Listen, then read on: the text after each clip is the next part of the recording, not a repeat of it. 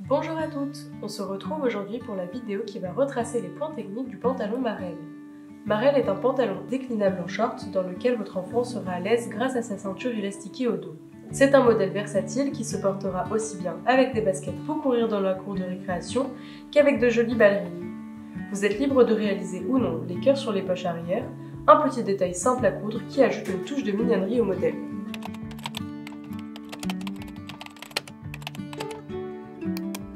Après avoir thermocollé la ceinture devant antérieure, nous allons réaliser les plis sur le devant. Pour cela, nous allons plier le devant endroit contre endroit en faisant correspondre l'écran du pli en nous référant aux annotations sur le patronnet. Donc, l'écran sont juste ici. Nous allons prendre ceux les plus aux extrémités entre les trois crans et nous allons les joindre comme ceci. On peut voir que nos deux crans sont joints juste ici et qu'on a un cran qui va séparer, qui va nous indiquer la pliure. On obtient ceci, donc là mon devant du pantalon est plié endroit contre endroit et nous allons épingler.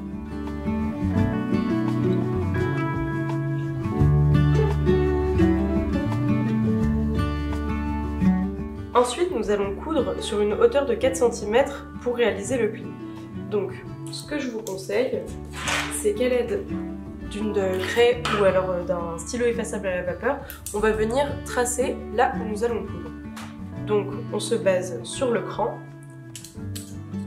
et en faisant attention à bien rester parallèle à la ligne de pliure, on va tracer un trait de 4 cm qui va correspondre à notre couture.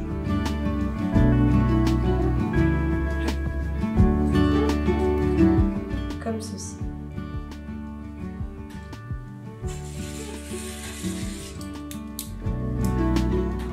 Il ne nous reste plus qu'à passer sous la machine et piquer selon notre trait. Une fois le pli cousu, je vais donner un coup de fer à repasser pour basculer le pli vers la fourche devant et répéter les opérations pour le pli sur le second devant. Voici le résultat que vous devez obtenir après avoir réalisé vos plis. Nous pouvons maintenant passer aux poches devant.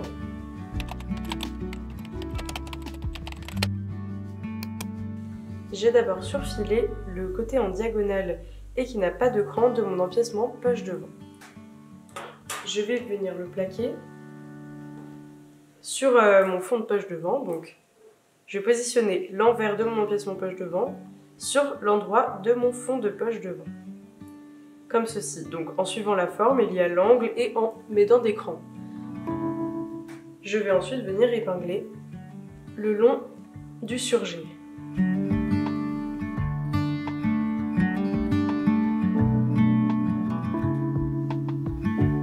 Je peux ensuite épingler le reste des côtés.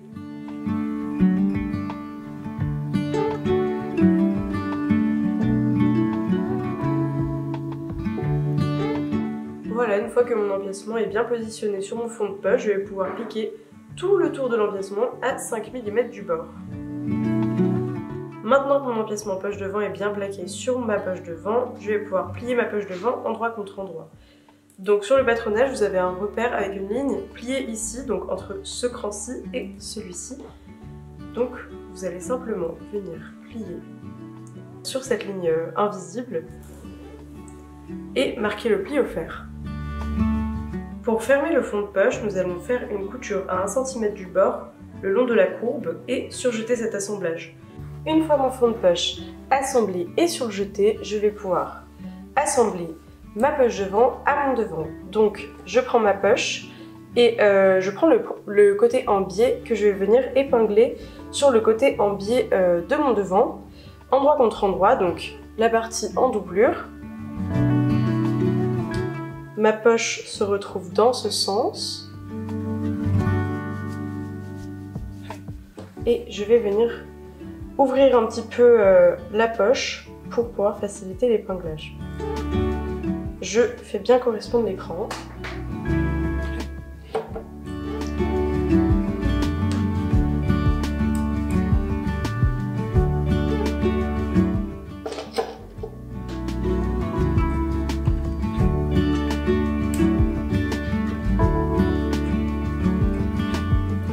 Comme ceci, et je vais pouvoir assembler endroit contre endroit à 1 cm du bord à la machine et répéter les opérations pour le second devant.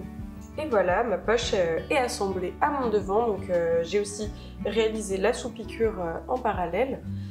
Et maintenant on va pouvoir préfixer donc cette poche sur le devant. Donc on peut voir sur l'envers que la poche se positionne relativement toute seule lorsqu'on repasse la partie en biais. Donc la partie haute de la poche, donc la partie à la taille, vient se positionner à côté de la pince, enfin du pli, et la partie la plus basse vient se positionner au cran présent juste ici sur le côté.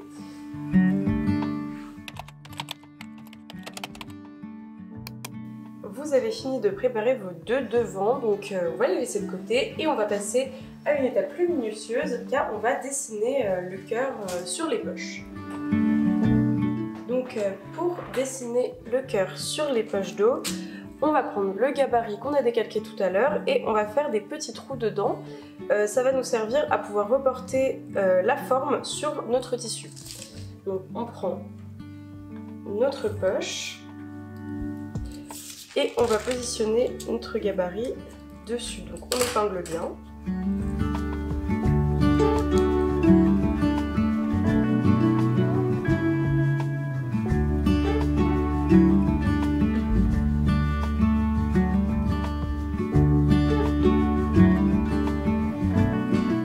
Et avec notre stylo effaçable à la vapeur ou alors une craie tailleur, donc faites attention, faites des tests sur votre tissu pour vérifier que le stylo s'efface bien ou alors que la craie part bien et que vous n'aurez pas de vilaines traces ensuite. Donc on va tout simplement faire des petits points à l'emplacement où on a fait des trous, ce qui va nous permettre pendant la piqûre de suivre le tracé. Et on fait ça évidemment sur les deux poches comme à chaque fois. Donc bien sûr, cette étape, vous n'êtes pas obligé de la réaliser, c'est en fonction des préférences de l'enfant à qui vous cousez le pantalon.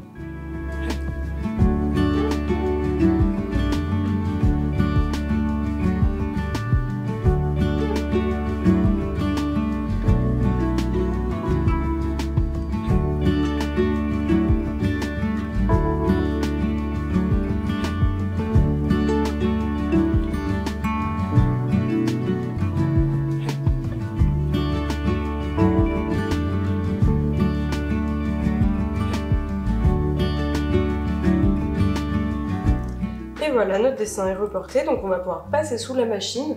Donc pour coudre le cœur, je vous conseille vraiment de réduire le pan de votre machine à 2. Prenez bien le temps de coudre bien sur votre tracé. Pour les arrondis, vous n'hésitez pas à relever le pied presseur, à pivoter votre poche dans tous les sens pour faciliter la couture. Une fois que mes cœurs sont prêts, donc on va pouvoir passer à préparer les poches dos. Donc j'ai déjà surfilé le haut de mes poches et en premier je vais commencer par faire un rempli de 2 cm. Donc on s'aide d'un réglé et des crans présents sur le haut des poches sur chaque côté. Et on va venir bien aplatir le rempli au fer. Donc le rempli on le fait envers contre envers. Donc voilà, une fois que mes 2 remplis sont faits, je vais venir prendre ma poche sur l'endroit et retourner le rempli que j'ai fait au fer sur l'endroit, donc endroit contre endroit. Et je vais venir épingler les bords. On passe maintenant côté planche à repasser, donc une fois que votre surpiqûre est terminée, vous allez placer votre poche envers face à vous et tout simplement effectuer un rempli de 1 cm tout le tour de la poche. Donc sur les deux côtés ici et sur les deux côtés en biais. N'hésitez pas à vous aider d'un réglé pour que vos remplis soient les plus réguliers possibles et que vos deux poches soient presque parfaitement symétriques.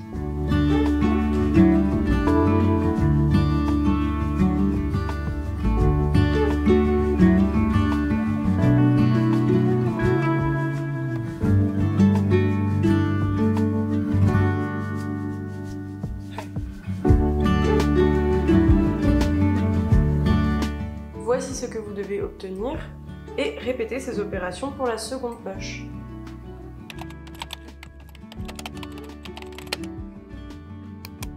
Nos poches sont prêtes, on va pouvoir les plaquer sur le dos de notre pantalon.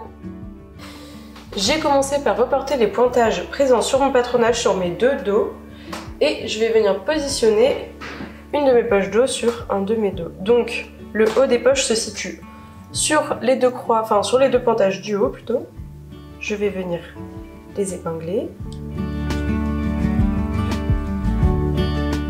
Et le bas de la poche se situe sur le pointage du bas, que je viens épingler également. On peut rajouter quelques épingles.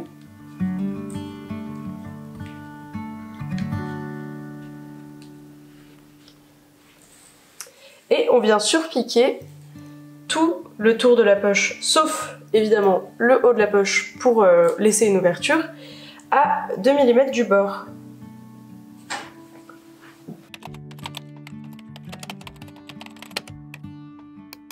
Nos dos et nos devants sont prêts à être assemblés par la fourche, donc pour le dos, c'est plutôt classique. On va le positionner, enfin on va positionner les deux dos endroit contre endroit et coudre au niveau de la fourche tout le long à 1 cm du bord. Pour le devant, c'est légèrement plus complexe, donc on va positionner, pareil que pour le dos, nos deux devants endroit contre endroit.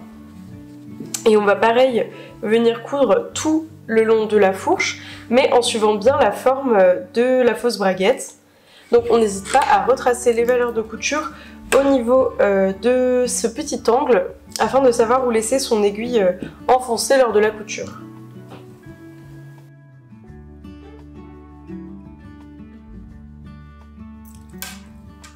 Voilà, on voit bien que nos deux tracés se croisent ici, donc c'est à cet endroit-là, à l'intersection, qu'il faudra laisser notre aiguille plantée dans le tissu lors de la couture.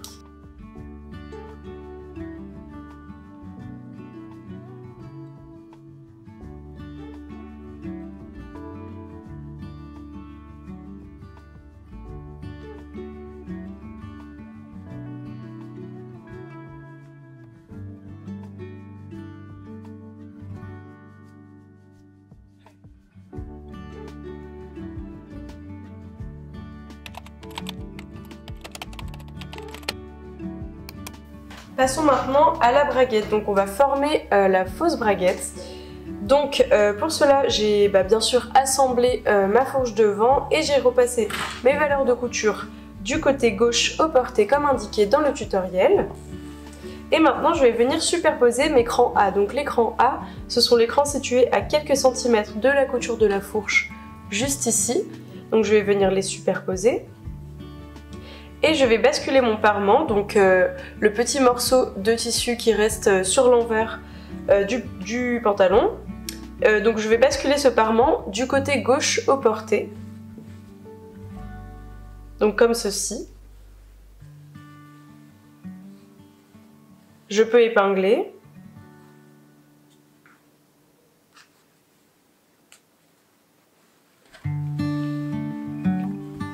Et voilà, et là on a déjà le pli de notre fausse braguette. Je vous remontre sur l'envers.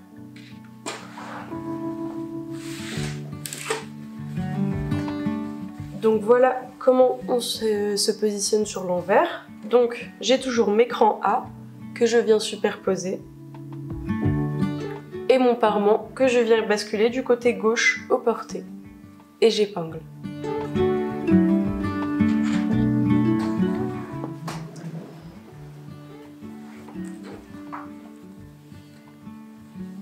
Vous pouvez remarquer que le pli se forme dans la continuité du milieu devant. Maintenant, on va donner un coup de fer pour bien marquer le pli et on va faire une couture à 5 mm du bord sur toute la largeur du parement pour bien le maintenir en place. Notre parement est bien préfixé, donc on va travailler avec l'envers du devant face à nous pour réaliser la surpiqûre de la braguette. Donc simplement, quand on va piquer, on va venir longer le parement, donc à 7 mm du bord du parement. Donc on va finalement piquer sur le surjet. Donc on va piquer tout le long du surjet jusqu'ici, jusqu'à l'angle. Et à l'angle, on va partir en mourant pour rejoindre la couture de la fourche. Donc juste ici. Nous obtenons un joli effet de braguette. Avant de passer à l'assemblage de la ceinture, je vais hors caméra assembler l'entrejambe, surjeter le bord franc et assembler les côtés du pantalon.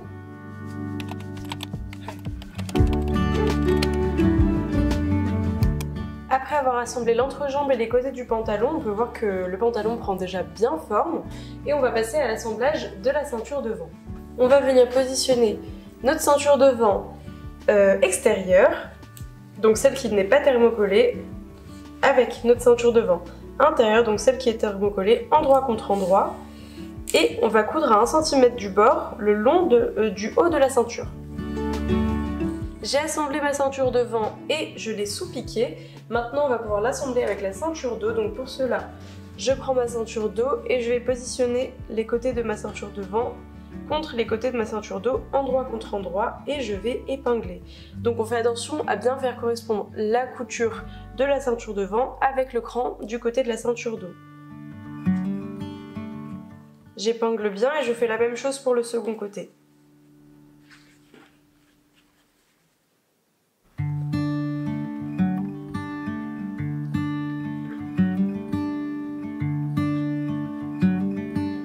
Voilà, et je vais venir coudre à 1 cm du bord le long des deux côtés. Ensuite, je vais repasser pour ouvrir les valeurs de couture. Maintenant que mes deux côtés sont assemblés, je vais pouvoir replier ma ceinture envers contre envers, comme ceci.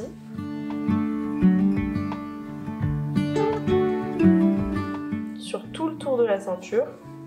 Donc je fais bien correspondre mes crans. Je peux mettre des épingles pour m'aider. Je fais bien correspondre mes coutures également.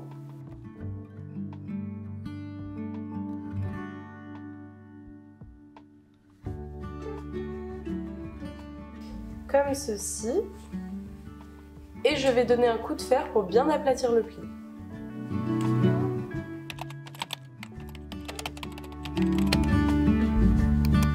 Après avoir bien repassé et fait un repli de 1 cm vers l'envers sur le bas de la ceinture intérieure, nous allons pouvoir assembler la ceinture avec le pantalon.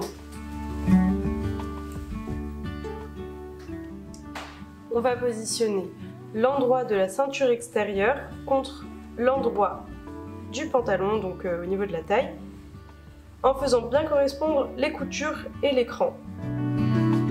On épingle bien le tout. Et on essaie d'être le plus bord à bord possible.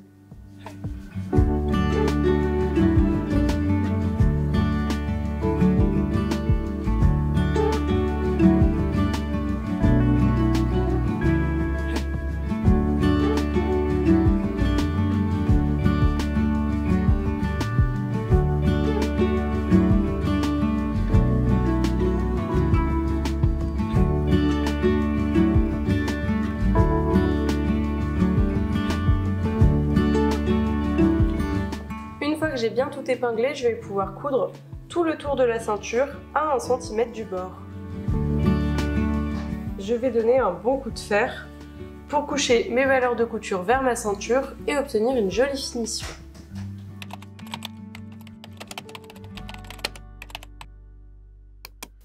Pour élastiquer et surpiquer la ceinture, on va commencer par rabattre la ceinture intérieure sur l'envers en positionnant le bord plié au ras de la couture d'assemblage.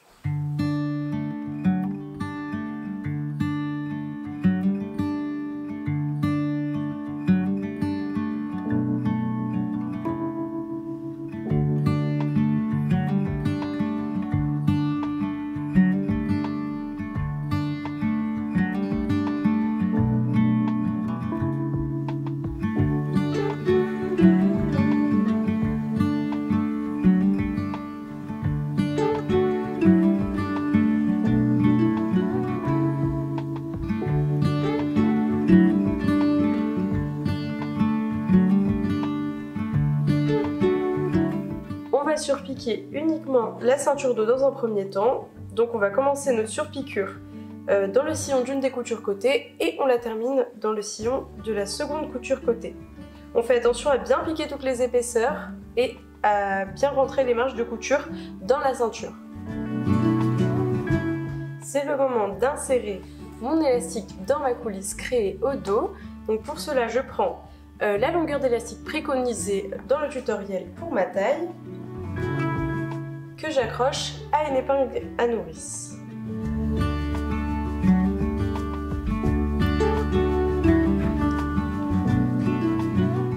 Je commence à insérer mon élastique dans ma coulisse.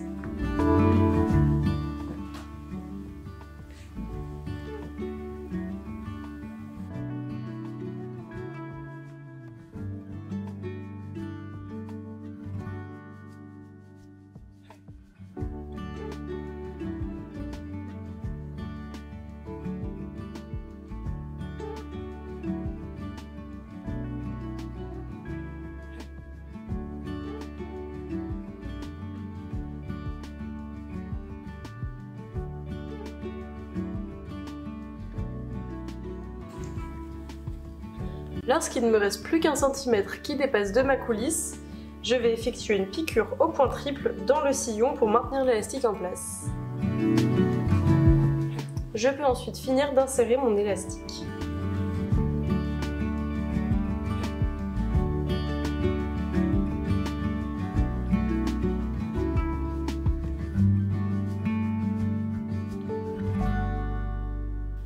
Je fais dépasser mon élastique d'1 centimètre et je fais pareil que tout à l'heure, je pique dans le sillon de la couture au point triple pour maintenir mon élastique.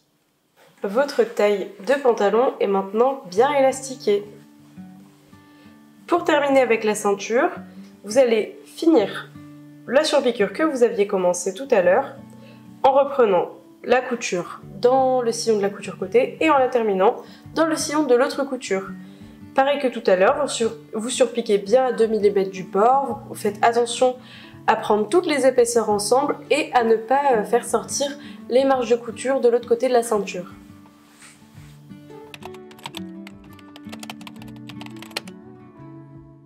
Pour ça, il faut que vous tiriez votre élastique pour bien répartir les fronces du pantalon. Donc vous répétez cette opération plusieurs fois.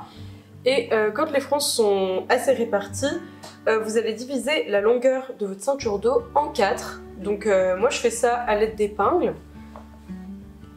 Donc je viens coller mes coutures côté comme ceci. Et au milieu de la ceinture dos, je viens ajouter une épingle de repère. Je fais la même chose en collant ma couture côté à mon emplacement d'épingle. Ça me donne un autre repère. Et je fais pareil avec l'autre côté.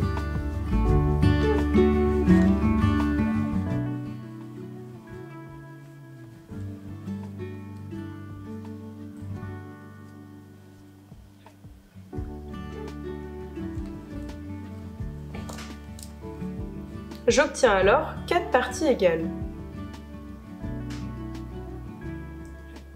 Je vais agrandir le point de la machine à coudre à 3,5 et commencer à piquer en étirant au niveau de la ceinture. Donc je vais placer mon pied presseur juste ici et commencer à piquer en étirant. Voici ce que vous devez obtenir. Donc là on peut remarquer que ma ceinture dos est complètement surpiquée. Ça nous donne un très joli rendu. Et si vous avez choisi de réaliser la version pantalon comme moi, vous avez presque terminé. Je pense que vous n'avez plus besoin de moi car il ne vous reste plus que l'ourlet au bas du vêtement. Voici la version short, donc vous pouvez voir qu'elle comporte un revers. Donc le revers c'est très simple, c'est simplement une bande de tissu pliée en deux et assemblée en rond autour de la jambe. On peut voir qu'elle est assemblée sur l'envers du short. Par un assemblage classique et insurgé, puis elle est retournée et maintenue par quelques points mains. Félicitations, votre pantalon ou votre short est terminé, j'espère que vous avez pris plaisir à le coudre. N'hésitez pas à partager vos jolies créations sur les réseaux sociaux avec les hashtags pantalonmarelle et Elise Taylor. N'hésitez pas à laisser un petit commentaire sous cette vidéo si elle vous a été utile.